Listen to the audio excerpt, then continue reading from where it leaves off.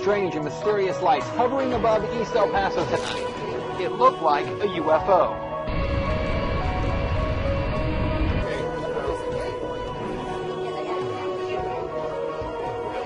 I pray, oh Yahweh, that you send a sighting. 1, 2, 3, 4, 5. These are genuine UFOs in the sense that no one's ever been able to explain what they are, but they happen. They're not faked. I never, ever in a million years would have believed in UFOs. I'd not seen it with my own eyes.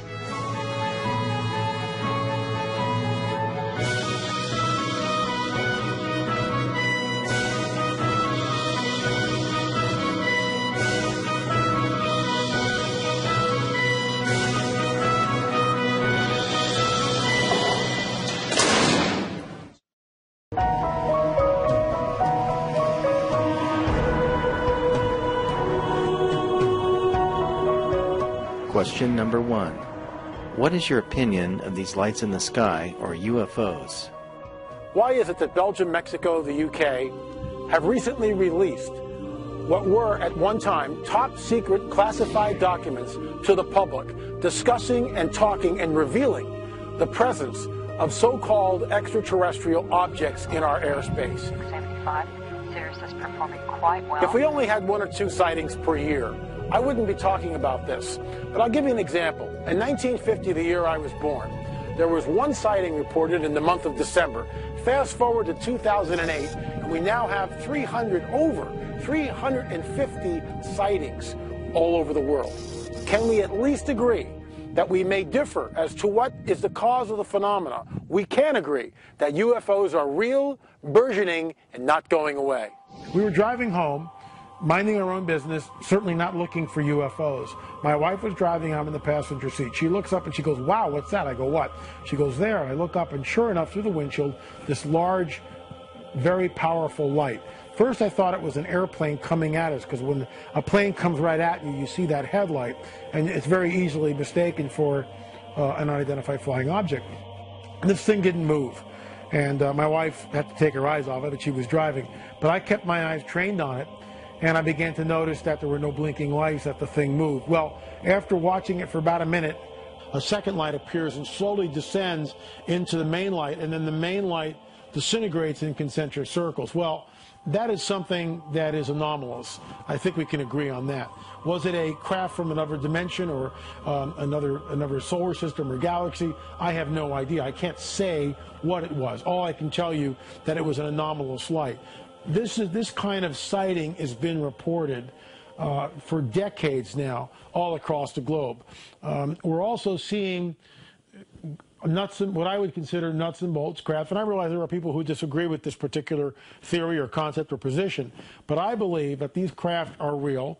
They are made in another dimension, and they are used to travel between this dimension and the second heaven, or this other dimension that these entities really reside in. Some of these craft are enormous. For instance, in 2007 over the English Channel, mile-wide craft was seen by 2 different pilots, as well as that same craft being shown on radars. Look, if it was 1 or 2 sightings per month, we wouldn't be discussing this, but it's hundreds and hundreds and hundreds per month. And now when we look at the whole scope of ufology and realizing that this phenomena is not going away, it's time to sort of cast off the shackles of ridicule and fear and examine this thing head on and decide what paradigm works the best to explain the phenomenon. Question number 2. What factual proof is there of UFOs? People are always going, where's the hardcore evidence? Where's the facts behind the whole ufology? Well, some of this is really being obfuscated and deliberately obfuscated by the governments of the world. We know that certain countries like Mexico, France, Japan, Brazil, the UK, and Belgium, all have released what were at one time classified documents and now released that to the public, stating that this stuff is real. Question number 3. Can you give an example? Edgar Mitchell, a former Apollo astronaut, went on the record on Kerrang radio. And after he sort of announced it on Kerrang radio several years back, I saw him again on the Fox News channel with Sean Hannity on a sit-down one-on-one. And Edgar Mitchell's basically stating, look, Roswell was real. There was a crash and bodies that were recovered from Roswell, and our government covered it up. Yes, there's not much question at all. But there's life throughout the universe. We're not alone in the universe at all. You're convinced that we're not alone in the universe? Oh, I know for sure we're not alone in the universe. And I happen to be privileged enough to have be in on the fact that we have been visited on this planet. And the UFO phenomenon is real, although it's been covered up by our governments for quite a long time. It is a real phenomenon. And there's quite a few of us it's been well covered up by all of our governments for the last 60 years or so. But slowly it's leaked out, and some of us are privileged to have been briefed on some of it. But I've also been in military circles and intelligence circles that knows beneath the surface of what has been public knowledge that, yes, we have existed. He believes that, like I do, that there is a cover-up. We just have a discrepancy in our worldview as to what's behind the phenomena. Again, he's extraterrestrial. I'm interdimensional, and specifically the fallen ones, fallen angels, which we read about back in Genesis 6, once again manifesting on the earth. So there is evidence. There's plenty of evidence. We've got the witnesses, hundreds, thousands of witnesses who have come on the record. Question number 4. Are people interacting with UFOs now? There's a guy in Vegas. His name is Prophet Yahweh. I've actually interviewed him. And his big claim to fame is one particular time he was able to summon a light in the sky, a craft, a UFO. We met up with Prophet Yahweh, seer of Yahweh, at Doolittle Park off Lake Mead. We picked the day, we picked the time, and we picked the location. So we took him up on his offer, and we scanned the skies. Nothing but a few clouds. When the prophet started praying for a sighting, I wasn't exactly convinced. I pray, oh Yahweh, that you send a sighting so that they know that I am not mentally ill. I am not a false prophet, like those who seek to kill me say I am. I see something straight up. Oh, brother, look at it. There it is. You can barely see it, a white speck. Then another sighting. There it is. I got it. I got it. I got it. I got it. Photojournalist Jonathan Hawkins locks in on it. Let's take a closer look here. It's an orange sphere that appeared out of nowhere. I call the boss with an unexpected change in my story. I can see it clear as day. In fact, it's bright. I can't believe this. It's moving pretty fast. It's going to Nellis Air Force Base. It wants to be seen. We called Nellis to see what these things might be. Guess what? They didn't call us back. But this thing started coming back toward us. Yeah. It's coming toward us now, I think. What? See, it's coming up toward us. Whoa, man! Oh, hallelujah! Then, a few seconds later, it disappeared. It's going back up in space. Prophet Yahweh isn't concerned. He says it'll be back. And the camera people were just stunned. They were shocked. They couldn't believe it. This, of course, made national, international news and put Prophet Yahweh on the map. Just recently, there was an article, and I love the way they released this stuff after everyone's dead and there's no way to vet the story. Talked about Churchill and Eisenhower, and apparently Churchill knew of an encounter with a disc and a plane and put the kibosh on it, and both he and Eisenhower got together and said, nope, can't let this story go out. It's going to cause mass panic in the population, and it will make people leave or lose their religious beliefs. And so, you know, this happens decades after the fact. There's no way to call up Churchill or Eisenhower and ask them to vet the story. They're dead, as most of the witnesses are dead. It's one of those stories that comes out from time to time that hints at a deliberate obfuscation of the facts, not only by our government, but certainly the UK and other governments of the world. Question number 5. What is going on at Esetti Ranch? We know that another dimension may exist. We know this from string theory, from quantum physics. We know that from Einstein's equation that nothing can actually approach the speed of light. What happens after that?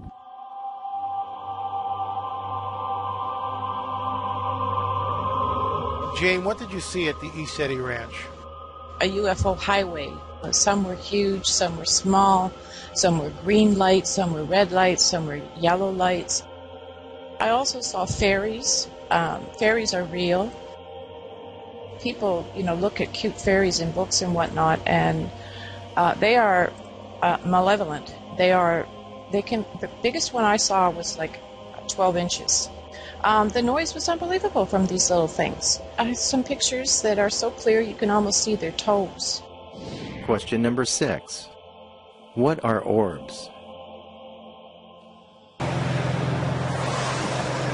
What we're seeing up in East City Ranch, and certainly other places, people are seeing these orbs. It's a global phenomenon. The question is, what are these orbs? And what is the source behind these orbs? And I find it very troubling that certain circles are embracing these orbs as something that's benevolent. They're in crop circles, above crop circles. It's a global phenomenon. People see them in the sky. Jaime Maussan's photograph of the Mexican UFO flap that happened in Mexico, where hundreds of these orbs are seen in the sky. They appear all over. It's a global phenomenon. In the United States, people see and record orbs. What are they? We're living in the age of deception. We can be so easily deceived. These orbs appear as balls of light.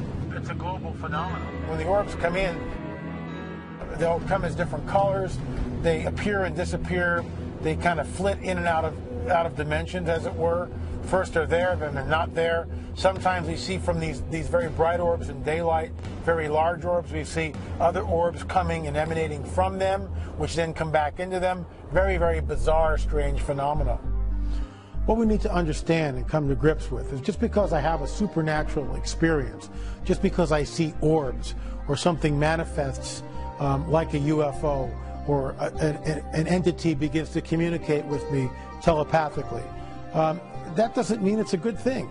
And it certainly doesn't mean we should embrace it. In my research, which has been going on for basically 30 years, I have discovered that people who have experienced this type of supernatural manifestation, whether it's telepathic communication by so-called extraterrestrial entities or the manifestation of orbs, there's always a doorway open into the supernatural. They have engaged in some sort of illicit behavior. You can only test the spirit or spirits, what's coming at you, from a standpoint of you haven't opened yourself up by illicit means to some sort of communication from interdimensional beings. Let me say that again a little simpler, perhaps. If we engage in necromancy, we've already crossed the line. There's no way to test the spirits at that point, in my opinion. However, if we have an experience, let's say, we're not engaged in mediumship or necromancy or fortune teller or Ouija boards or familiar spirits or talking of the dead, any of this stuff. We're not engaged. We're just walking along, and we have a vision, let's say. At that point, we can test a vision. Or if a spirit manifests and appears in the room, at that point, it's very easy to test the spirits. And the Guidebook of the Supernatural tells us and admonishes us to test the spirits, and there are certain ways in which we can do that. Question number 7. What does the Guidebook of the Supernatural say about these things? The Guidebook is rife with examples of the supernatural manifesting with mankind. And it also warns us of and gives us examples of how to engage, how to disengage, how not to engage, how to let's say fight against some of these adversaries which may come up against us. Yeah, the Guidebook is chock full of examples of this kind of fallen angels or even the good angels engaging us. The difference between them, when the fallen ones manifest, okay, it's always fear. It's always a fear-based deal, always fear-based, and it's also sometimes, on the other hand, that we hear about the fallen ones can appear as angels of light. So the angle here is deception, and this is why just because something may appear benevolent, it might not be. Question number 8. Why do people feel the phenomena is benevolent? People today have no paradigm, for the most part, on how to deal with anything supernatural. And so when they are pressed with it, when it comes into their realm of reality, they have nothing to grasp, nothing to hold on to, no paradigm in which to embrace this, for the most part. Oftentimes, people will look at the phenomena and just embrace it, just let it in, just believe that, oh, it must be benevolent. And in my opinion, nothing is more dangerous than that. Look, we've got shows like Ghostbusters that are on. With all due respect to those guys, they're playing with fire. Now, they're protected on some level, but at some point in time, and who knows when that's going to be, they're going to cross the line and something very negative may happen. They're dealing with entities that are extremely powerful and malicious, malevolent, evil entities. And this is the problem. Unless unless a person knows how to test the spirits, knows what they're up against, and understands and realizes that our weapons in which we engage these entities are not carnal. What I mean by that, they're not guns and knives and fists and karate and all this kind of stuff. Our weapons must be of a spiritual nature. Question number 9. What other phenomena is going on? There's different aspects of the phenomenon. Not only do we have UFO sightings appearing all over the world, but we've got cattle mutilations, human mutilations, crop circles, so-called abductions, the so-called breeding program, and alien implants. Now I realize, if you have never heard or traveled in those subjects before, that can be like, you're kidding me. And yet just a modicum of research will show that the phenomena is real, burgeoning, and not going away. Let's take cattle mutilations. Cattle mutilations have been going on in different parts of the world literally for decades. Specifically, if we go to the southwest in the United States, New Mexico, Colorado, Arizona, we see cattle mutilations that go back literally 30, 40 years. Law enforcement has yet to bring one person, to charge one person with a crime. There's a MUFON investigator, his name is Chuck Zukowski. What he has discovered is the cattle, once again, are taken. Different parts of them are excised, removed from the animal with surgical precision. There's no blood left in the cattle or the particular carcass. They're usually dropped in the middle of a field, no footprints. Why that might sound certainly bizarre, what we do have is the animals themselves, the carcasses, the remains. And we also have certain anomalies around the animal. We have where sometimes the grass in the area right around the animal won't grow the same way the other indigenous plants would be growing just a few feet away. We get spikes in radioactivity. We'll get spikes in electromagnetic frequencies. It's really pegging here.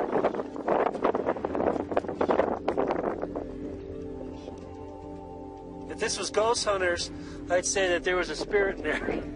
So we're getting electromagnetic field coming from this area. Is there a tag in the air?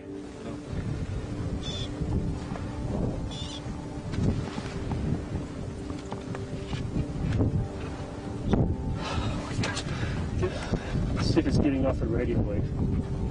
Whatever's going on is extremely bizarre. Again, no blood. Tongues are taken, ears, eyes, the jaws are stripped down of flesh. Sex organs are cored out. Anuses are cored out. Udders are stripped and taken. It's incredibly grisly and horrific. The bottom line is this. With all this going on, why dump it back into the rancher's field? Why would anyone do that?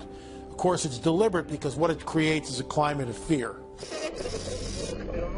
A man living way out in the country with his family decides to go deer hunting, and he tells his wife he's going to sort of scope out the area, hops on his ATV and says, look, I'll be gone for a couple hours. A couple more hours go by and she finally calls search and rescue.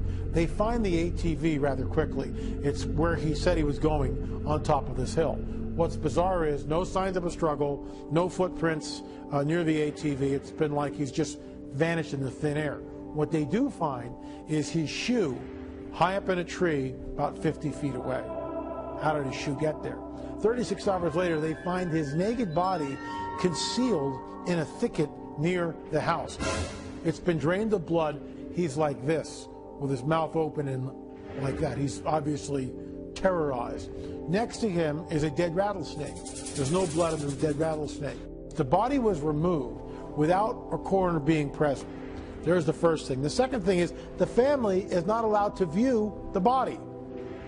2 weeks later, the body is returned to the family in a welded steel casket. Cause of death, cocaine overdose. The family, was absolutely taken aback by this because they knew the father, the husband, and there was no drugs involved. So something is going on. Someone, some agency deliberately obfuscated the information, not only from the family, but from investigators who were trying to find out what really happened. And so I believe that some of this is really very much repressed. But we do have two cases, the one in Brazil, graphic photograph and an autopsy report, and the one in Pennsylvania. We need to differentiate between orbs and UFOs. Now, this is just a theory. An orb is not a UFO. I mean, it's unidentified. We don't know what it is. But in the classic sense of nuts and bolts, orbs seem to be more ethereal. They seem to be orbs of light and light only. They're not manifesting as nuts and bolts hardware like we have in the classic silver discs that are seen, or classic craft that fly by jets like at 10,000 or 20,000 miles an hour. It's a whole different deal. Orbs are different. When Prophet Yahweh summoned that UFO, I believe it was not a craft. I believe it was an orb. There's a difference there. When we showed photographs of orbs at Isetti Ranch, these are not UFOs. I mean, in the sense of classical dish-shaped craft, these are orbs that are floating by. When we showed you different pictures of men and women, and there's orbs around them, something is manifesting, isn't it? But it's not nuts and bolts craft. Something is manifesting, perhaps from another dimension. There are those who would say, well, there's something, dirty lenses in the camera or whatever. It's not what we're looking at here. Certainly the Isetti footage would show that, Prophet Yahweh. Obviously, something is manifesting. And so again, I would point to the interdimensional hypothesis as the paradigm that best suits what we're looking at. They flit in and out between this dimension and another dimension. And this is why it's important for us to differentiate between orbs and craft. When that pilot in 2007, two pilots in the English Channel and on radar, and they see a craft which is a mile wide. The only person who saw this phenomenon, what were you? There were some passengers who saw it, and also another pilot. Yes. Simultaneously? Any object from 50 miles away must have been fairly enormous. What about a mile long? It's possible, yeah. Did it move at all? It probably didn't move, but I had the great opportunity the other day from Jersey Air Traffic Control visiting their radar room, and some interesting traces, let's put it that way, from the radar really? Indicate that there's a possibility that they did pick up on, from both Guernsey and Jersey radar, traces, spurious traces they call, for around about 55 minutes. How long did you see it for? I saw it in total for 12 minutes. When Ricky Soros in Stevensville, Texas, looks up and sees a craft. This thing, it was above me about 300 foot. You know, the funny thing about it was flat, and I would have expected it to take off at an angle like this, but it didn't. And I was actually watching underneath, and when it took off so fast, if I would have blinked, I would have thought it vanished. But I had my eyes on it, and I know it took off flat at a 45-degree angle. These are not orbs. This is hardcore craft, and it's used to flit between one dimension and the other. And we also got a preponderance of physical evidence with the craft. We've got landing sites where there's pods in the ground. We've got spikes in radioactivity, spikes in electromagnetic field around certain areas where these crafts have come down. And then we've got tens of thousands of witnesses who have literally seen cigar-shaped, triangle, pyramidal, and of course the classic silver disc.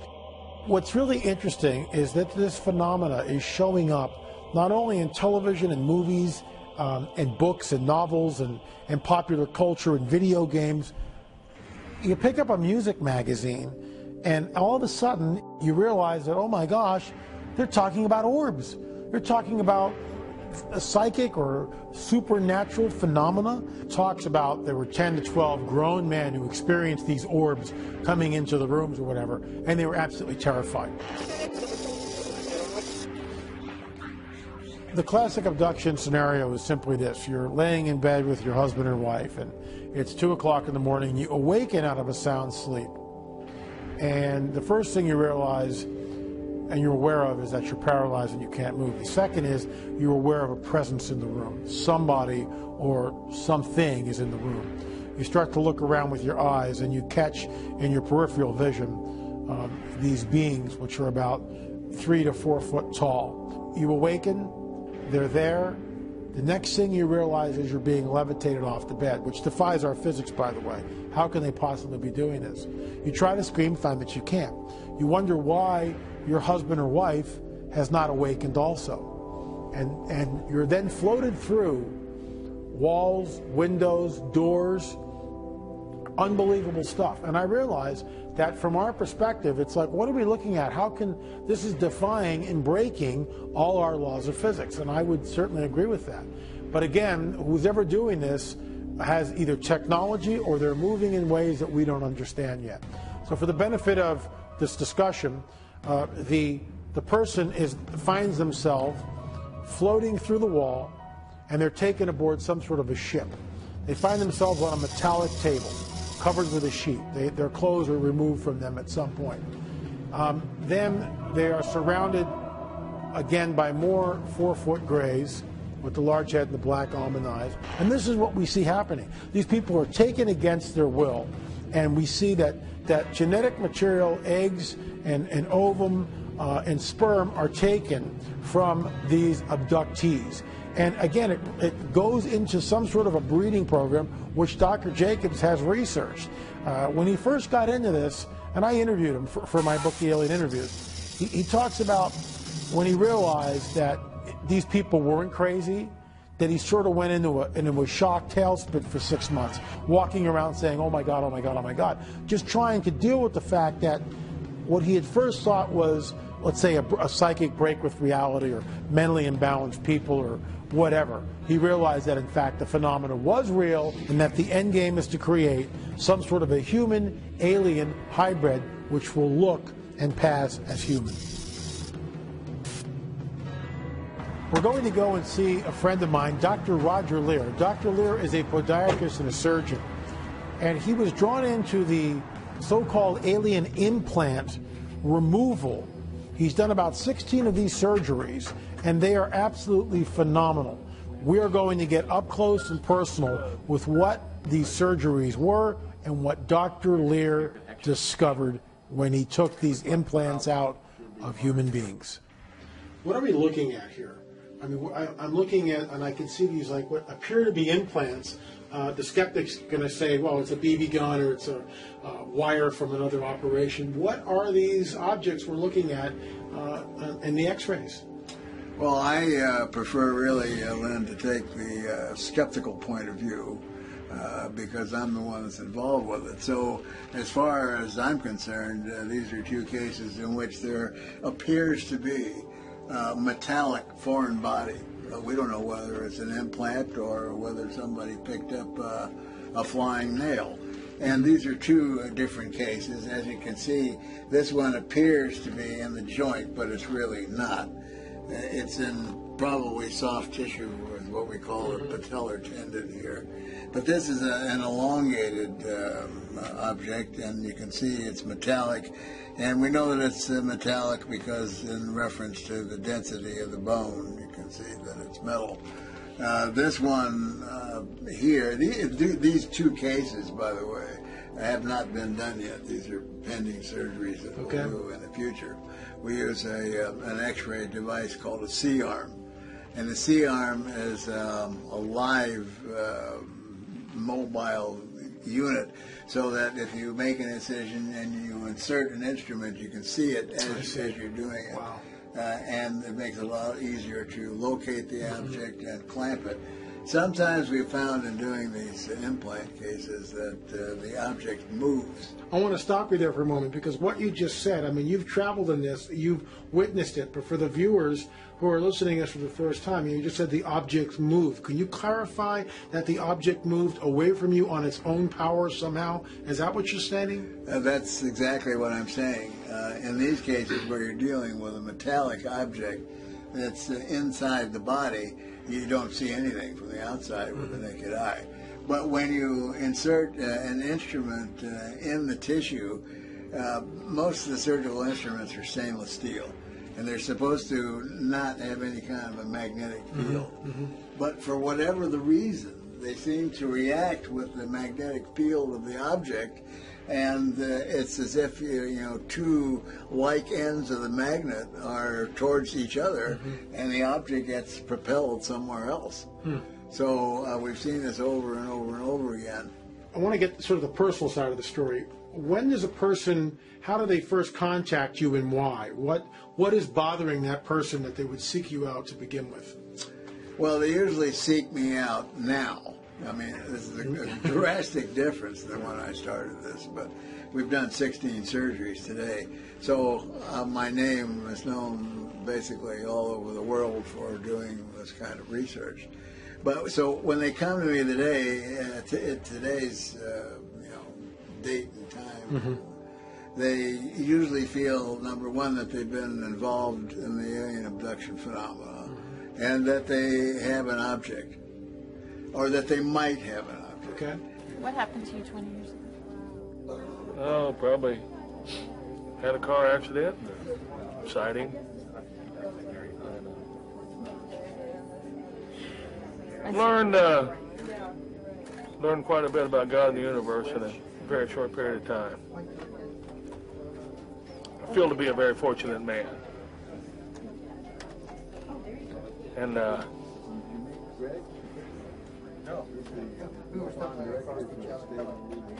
Hi. Mike has been in on all these surgeries. I truly understand the enormity of some of the statements I probably have made. Yeah. Do you think that... But I feel that... How do you put it? The truth will set you free, I guess. It's the only way you can look at it. This was a patient who had one in the wrist. This came out of the wrist, and it's probably was 3/4 bigger than this piece. This piece is left. This one you should be able to get in. That's very big. Where did that come out of? This one, if I remember correctly, was out of a forearm. Now, is that in a blood type serum? Or this is in, this is in the serum from the patient. We find that they seem to be quite happy as long as there's some preservative that's like the human body that it came out of. I understand you've got some scientific data on the alien implants. Can you explain that to us, please? Yes, absolutely. One of the things that we do is we try and look at these objects from the outside in, so to speak. So when we've gotten the amount of data that we need to get from looking at the outside, then we go deeper into the object and try and get more data as we go through it. And one of the modalities for doing this is testing called an SEM and an EDX. And we're actually looking at one instrument, which is the scanning electron microscope. SEM. Okay. SEM. And the EDX is only a term for breaking it down to be quite simple, getting the definitive elements that the object is composed of. And for example, here you see that there are two very large peaks. And at the top of the peak, you see there's an FE. Well, an FE stands for iron. So we can tell that the most abundant element in these objects is the iron. So just from looking at that alone doesn't really mean anything. But when you go further through, some of the other graphs, if we were to come up, for example, where we're starting to see nickel in these graphs, and then the ratio of nickel, for example, to the amount of iron that's seen will give us a clue as to what kind of iron is this. I mean, is this something from Home Depot, or is this something from the Pleiades?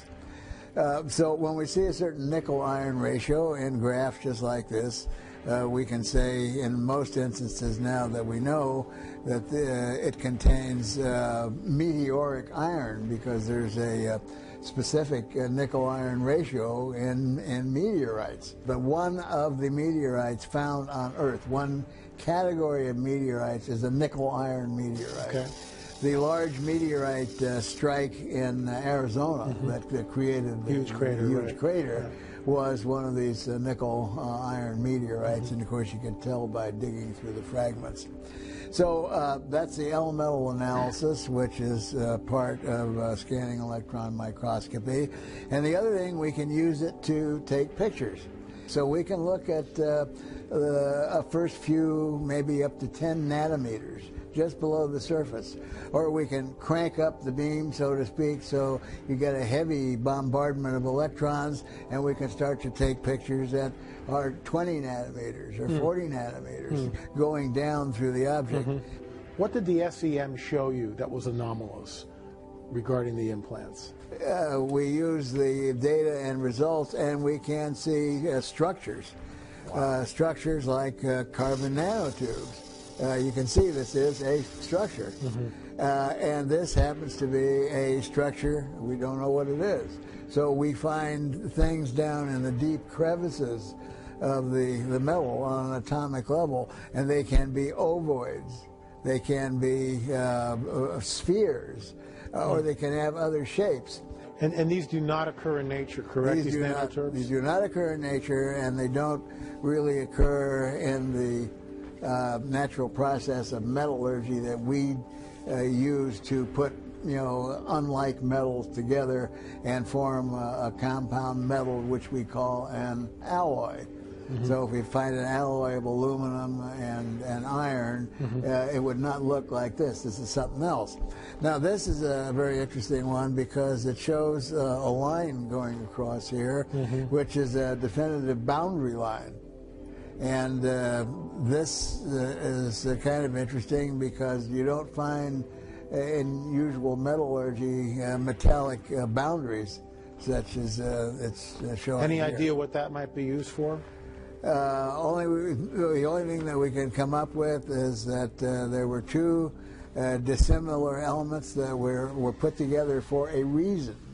If a skeptic were to look at the evidence, specifically the implants and some of the work that you've done with these, how would they refute them?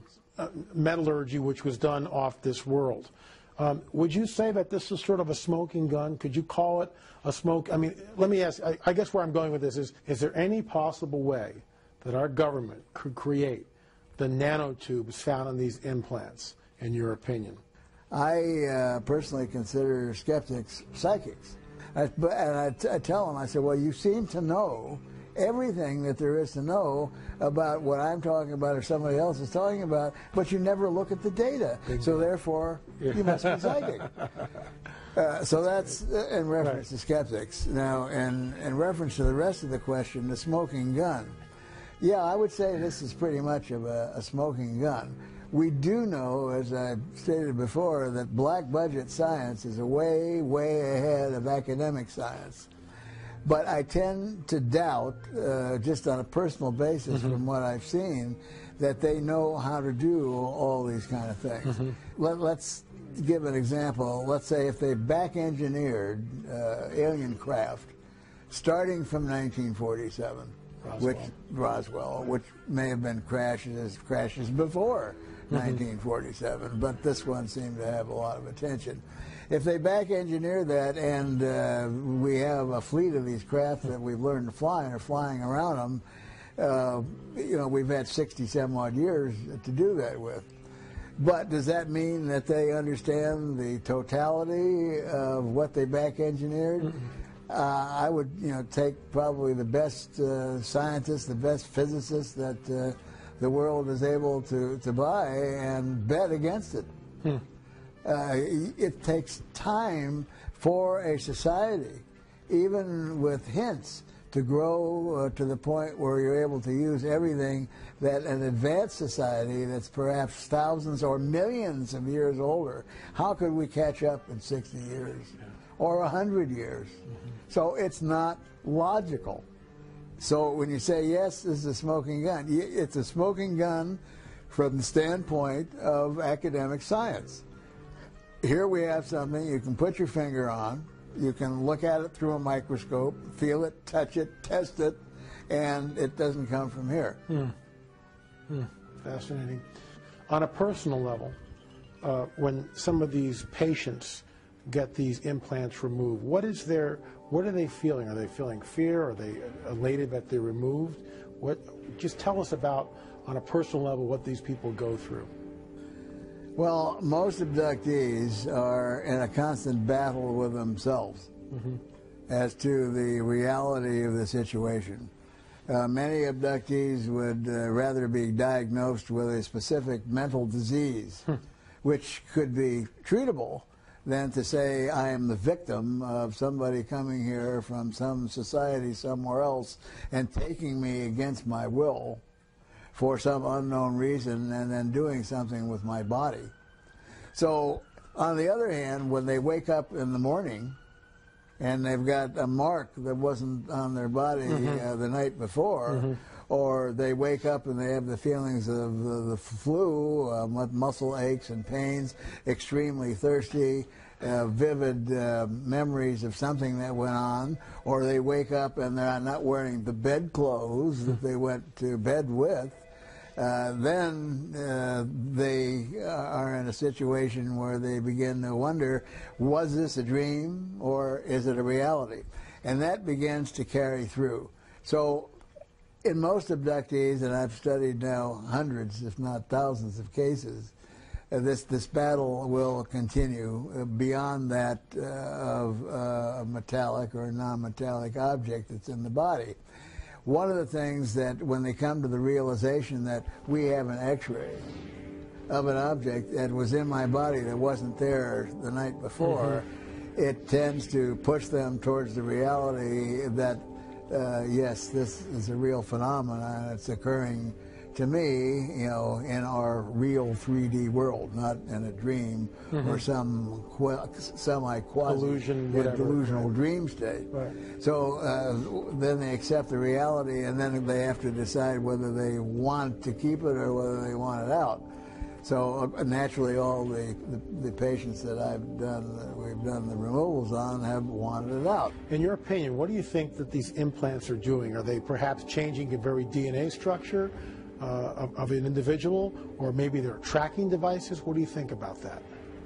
I'm fairly well convinced that they are not tracking devices, and this is based on several interviews I've done with abductees that have had objects that did not want them removed. One was a case in Brazil who had 2 objects in a toe, but she chose not to have it removed. I lost touch with her, and I really don't know what happened.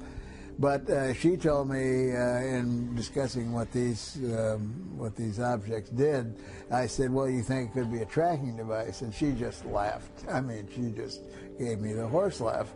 And I said, well, why do you think that's so funny? She said, well, let me tell you. There was an episode with ETs in which they stopped a bug in mid-flight, right in front of her, in some kind of a beam of light or beam of energy. And they told her that they had the ability to track the DNA of that bug anywhere on this planet. So she said, do you think it's really necessary to have a device to do that?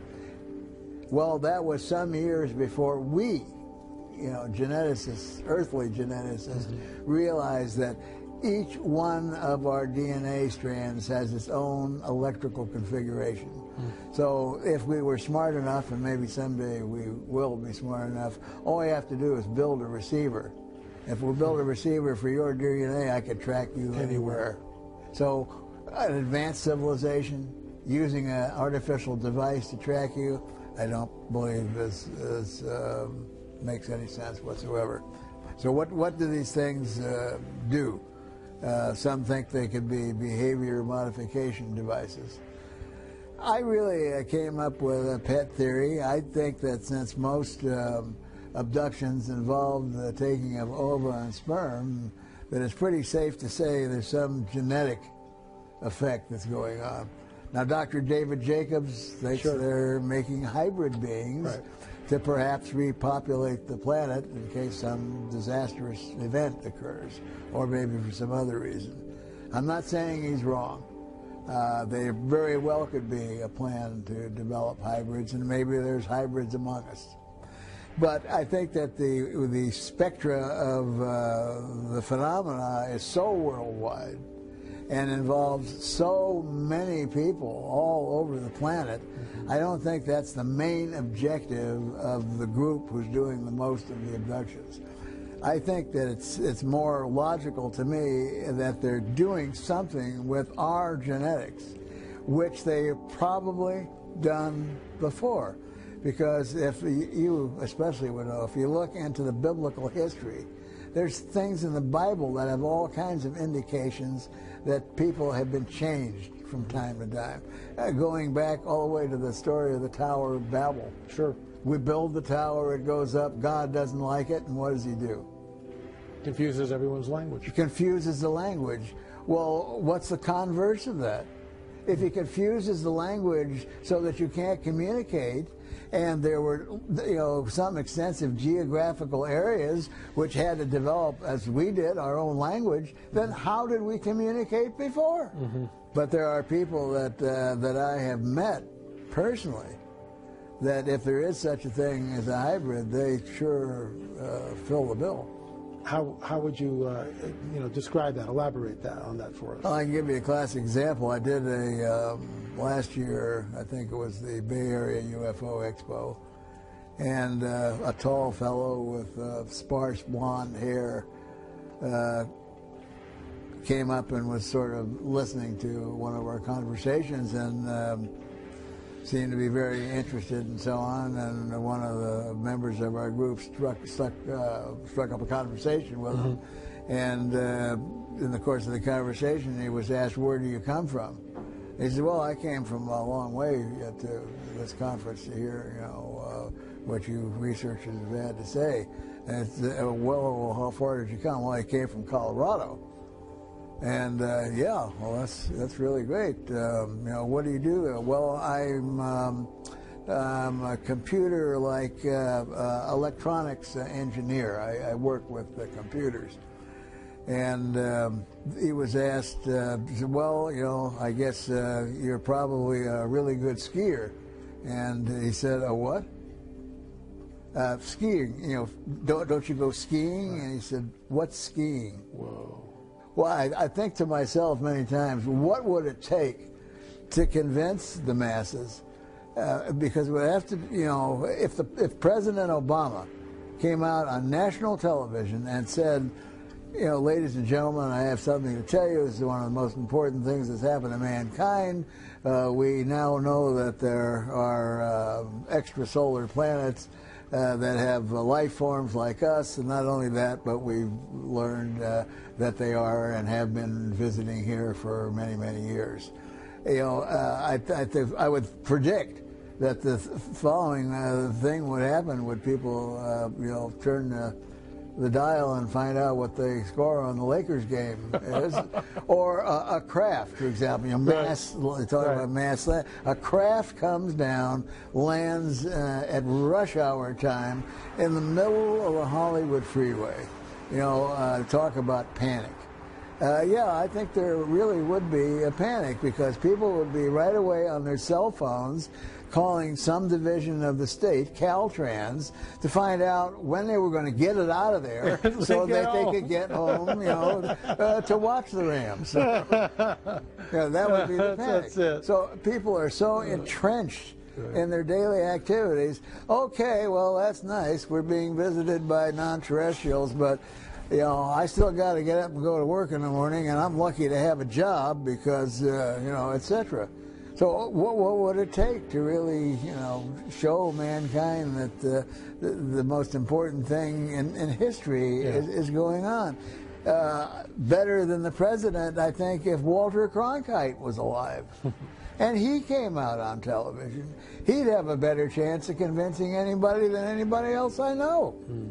So maybe it's only going to come if there is some kind of a mass 1939 type landing, non-hostile, landing with people, constantly looking up. People never look up. They look down. They look straight ahead. They don't look up.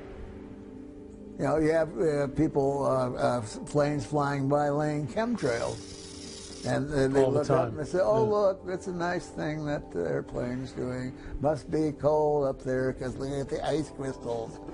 Of course, that was laid down at 6 a.m. and it's now 5 and the sky's all cloudy.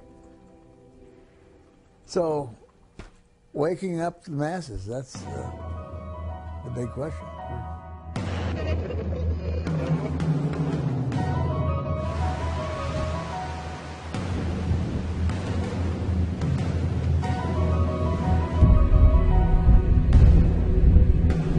If the so-called extraterrestrial presence manifests, it will be what I would call a mega shift in human consciousness.